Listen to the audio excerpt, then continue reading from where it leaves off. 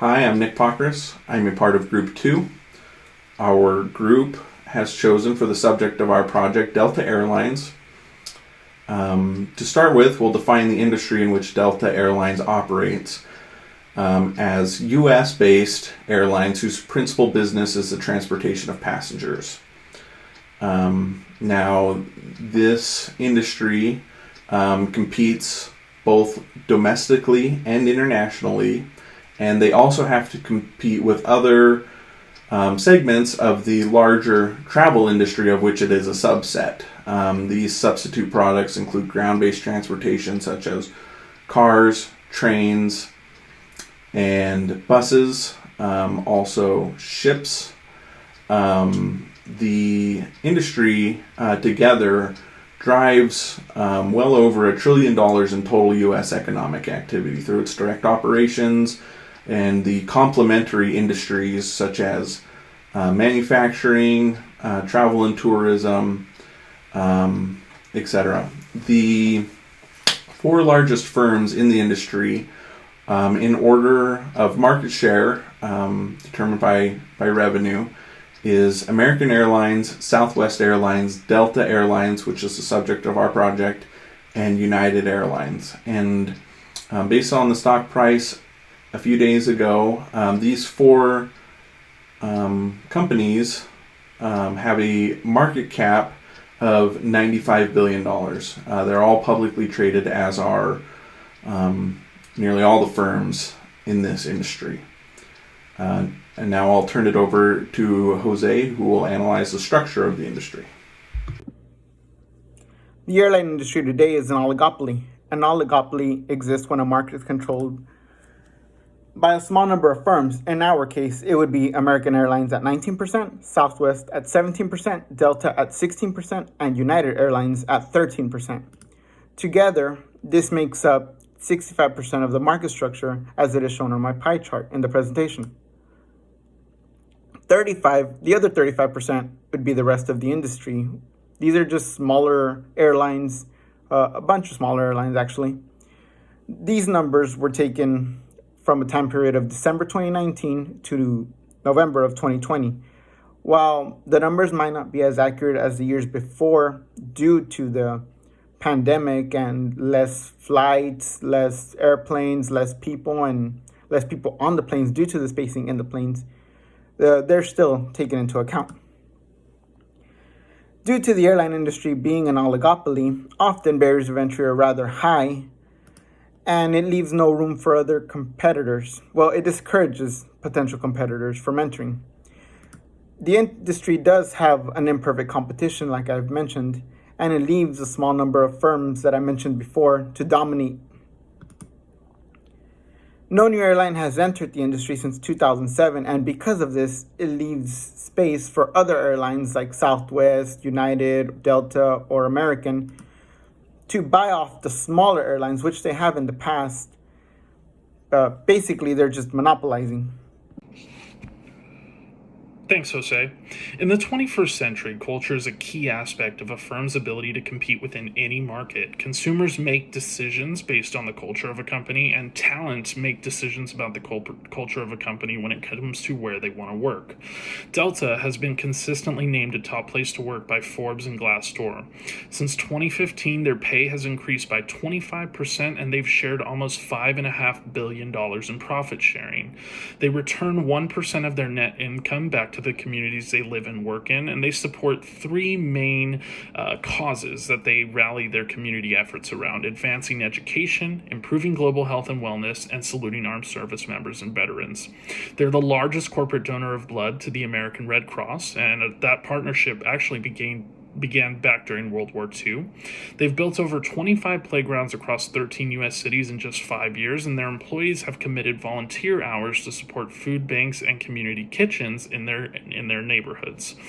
Climate change is a big issue in today's world, and Delta is committed to becoming a leader in that area as well. Starting in March of last year, their goal is to invest over $1 billion to mitigate all carbon emissions.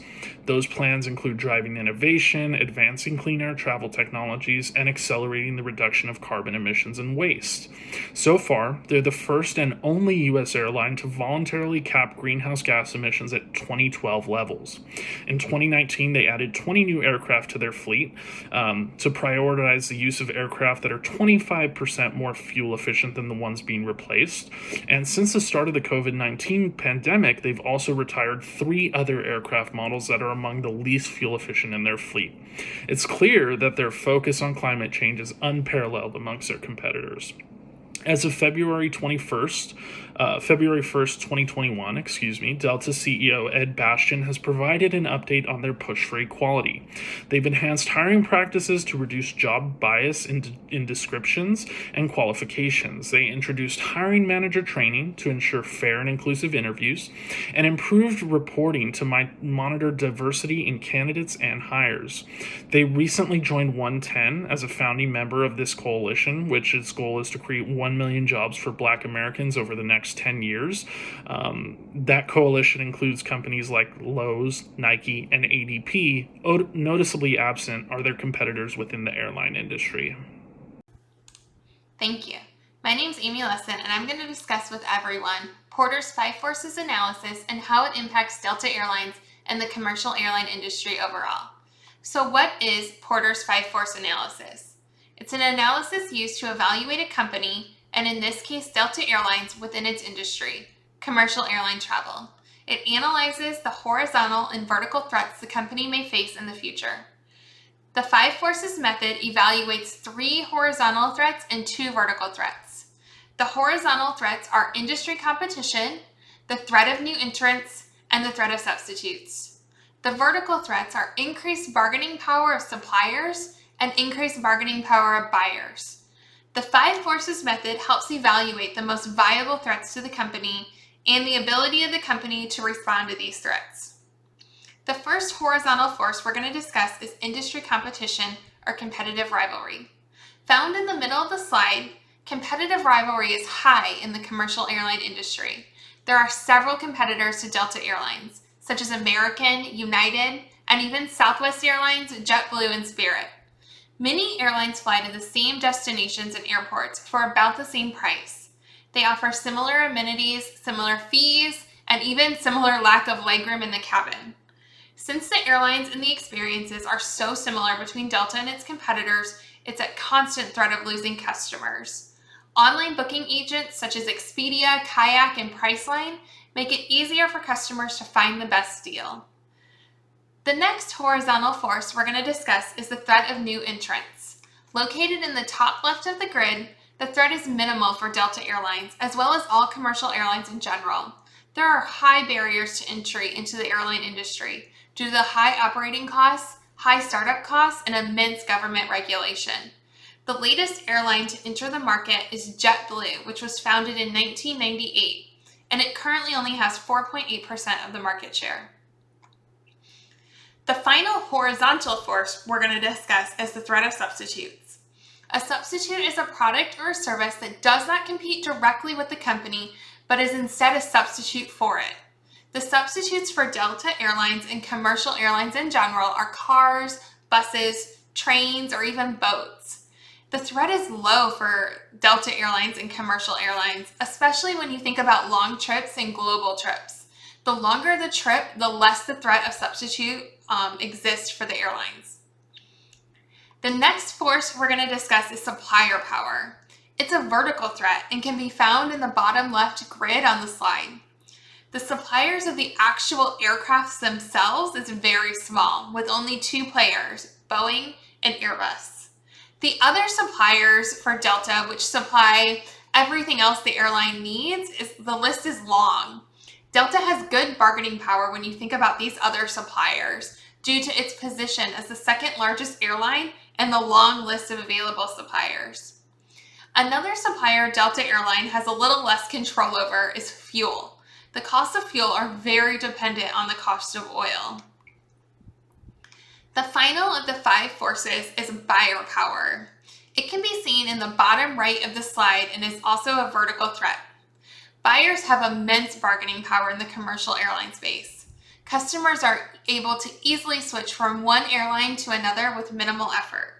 Many third-party apps and websites, like we discussed earlier, compare prices and flights, and they can be booked directly through these sites. This online booking and third-party sites places the power in the hands of the buyers. Delta is able to combat this buyer power through loyalty programs, miles, amenities, and credit card collaborations. Even deals with large corporations in order to capture their business travel is another way Delta is able to regain some power from the buyers. On the next slide, you can see the extent of these 5 forces has on profits in the commercial airline industry.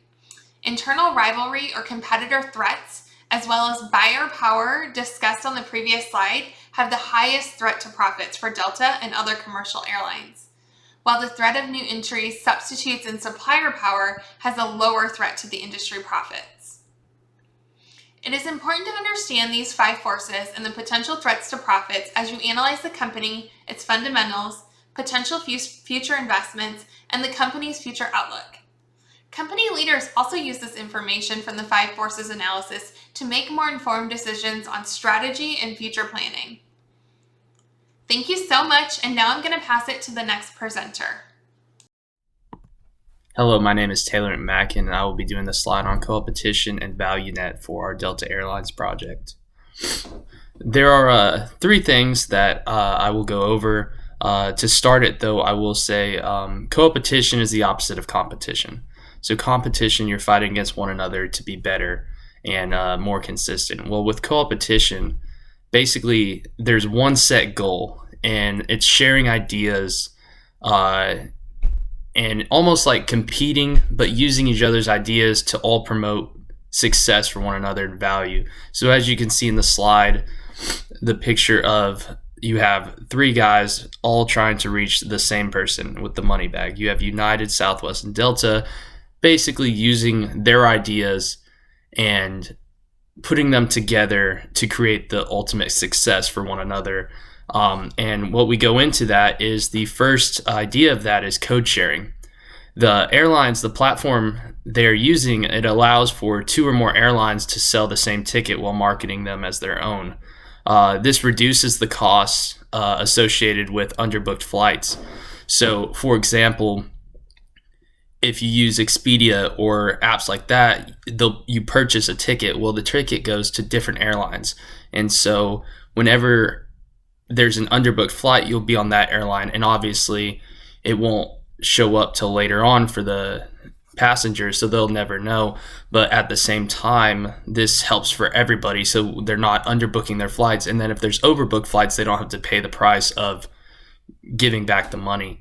And then also, instead of code sharing, there's overbooking management. So this is where they've all come together, and airlines are able to overbook flights. So it's the opposite of it's similar to code sharing, but it's also it takes away the other side of it. So by doing that, this reduces this reduces the risk of underbooked flights.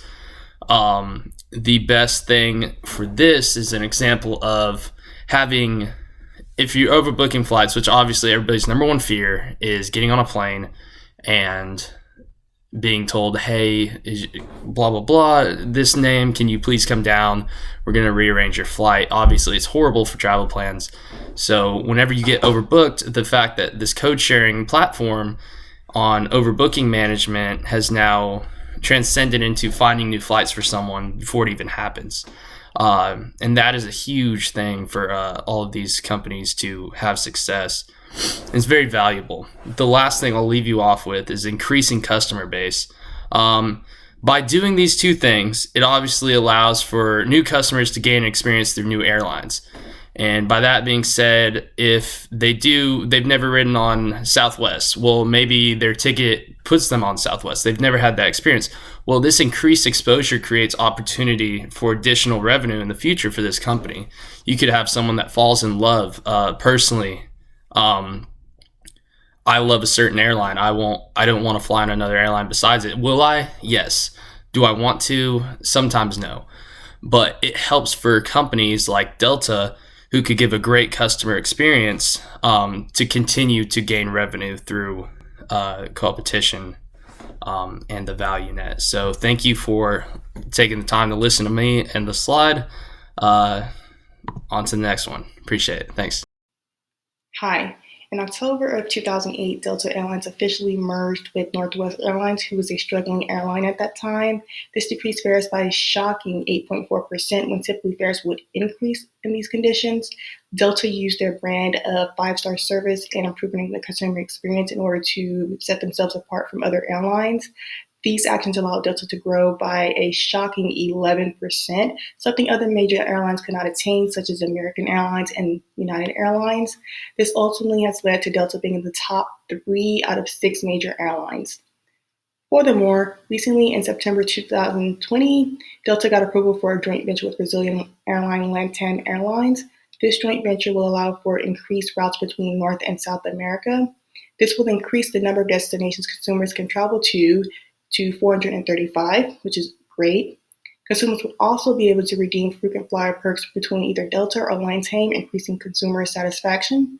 And finally, it would allow consumers speedy flight access by having a shared terminal at major airlines such as JFK International Airlines and Sao Paulo International Airlines. Thank you, Daimeen. This portion of the presentation will focus on the value provided by Delta Airlines. Value can be measured by subtracting costs from revenue. The difference is the value created, which can be visualized in the graphic on the right in the middle portion, viewing the difference between total revenue and costs. Now, in 2019, Ed Bastian, Delta CEO, said, "One of the things we've got to do in our industry is differentiation. Our goal is to make travel and flying something that customers don't have to endure, but really bring something magical back to the experience." The textbook Economies of Strategy states that organizations create value through their operating activities, with each activity adding to customer benefit. Now, there are 2 main ways that organizations add value. One, they create value in different methods than their competitors, or they create value the same way as their competitors, but find efficiencies and capabilities that their competitors do not possess. Now, Delta Airline uses a combination of both of these techniques to add value. Some examples include Delta's partnerships with their worldwide alliance partner airlines, offering over 15,000 daily worldwide flights. Due to their size, Delta experiences economies of scale, with many of their fixed costs spread across a larger base than their competitors. Delta uses data of their frequent flyers so that flight attendants know passengers' names, their preferences, and even their favorite drinks before they board the aircraft. And finally, using the concept of make versus buy and diversification, Delta purchased an oil refinery to expand their scope in an effort to do something different than their competitors and control their fuel costs. Now, all of these techniques create value for their customers and differentiate them from their competitors. Next, Dominic will be discussing Delta's strategic positioning. Hello, my name is Dominic Sanchez, and I'll be covering the strategic positioning of Delta Airlines. They are a differentiation. They have a higher price, but they bring a higher value to flying and experience. There is definitely cheaper airlines out there, but when you fly with Delta, as people say, you get what you pay for. So Delta is often going to be more expensive than others, but when you pay for this, you're going to get a better experience flying. You're not going to have to pay for your boarding pass when you get to the check-in, like some places. They offer drinks, snacks, blankets, headphones for their customers when you're flying in the air. Some airlines do that as well, but they'll charge you and want to take your card for that. Also, the Delta Airlines flies to 242 destinations in over 52 countries, which a lot of airlines don't even do that. So sometimes you have to fly with Delta when you want to go somewhere that only Delta flies. I've been in that position before. Delta's positioning on this is to focus on bringing customers with more edge to go the better way. They want to get the better experience flying. They're not scared to pay a little bit more money to get a better experience in the air. So the positioning on this can be seen to be very beneficial for the Delta Airlines and bringing in more money, keeping their customers happy, and as well as bringing in repeat customers to hopefully fly again with them soon one day. So yes, their positioning is differentiation, and Delta Airlines does a really good job of making sure that the value is better than others, and gonna definitely, like I said, it's gonna be more expensive, but in the end game, it's gonna pay off for the customers who fly all the time and don't want to deal with the hassle and just want to fly and get there and do it the right way. Thanks. In summary, as the COVID vaccine is administered to more people and travel returns to the air, Delta needs to be flexible and adapt to customer expectations. With a high price elasticity of demand and price wars only temporarily helping, focusing on a benefit advantage to gain market share is our recommendation. Delta can do this by continuing to be innovative. Examples of a commitment to this strategy include an agreement with IBM to move Delta to the cloud by 2024. This would decrease downtimes, increase access to artificial intelligence, and assist in deploying new applications. Downstream, this creates a better customer experience. Delta also has a new supply agreement with NASA to provide sustainable aviation fuel to meet the Delta goal of reducing carbon emissions. This relationship supports the Delta image of being planet-friendly. Delta should continue to maintain their global expansion by supporting their new partners like LATAM and KLM through the reduction in travel. While focusing on what differentiates them from United or American Airlines, Delta should continue to watch expenses. Delta historically keeps older planes and refurbishes them. Consider scaling down fleets to cut maintenance and upkeep costs. A strategic advantage might be gained by selling the oil company in Pennsylvania, especially if the sustainable aviation fuel becomes operationally successful. Find an airline struggling due to COVID restrictions and acquire them cheaply. And diversify the financial portfolio. Perhaps consider cryptocurrency. As a leader in the industry, Delta needs to recreate travel as an experience good once again. Thank you, and we will take any questions at this time.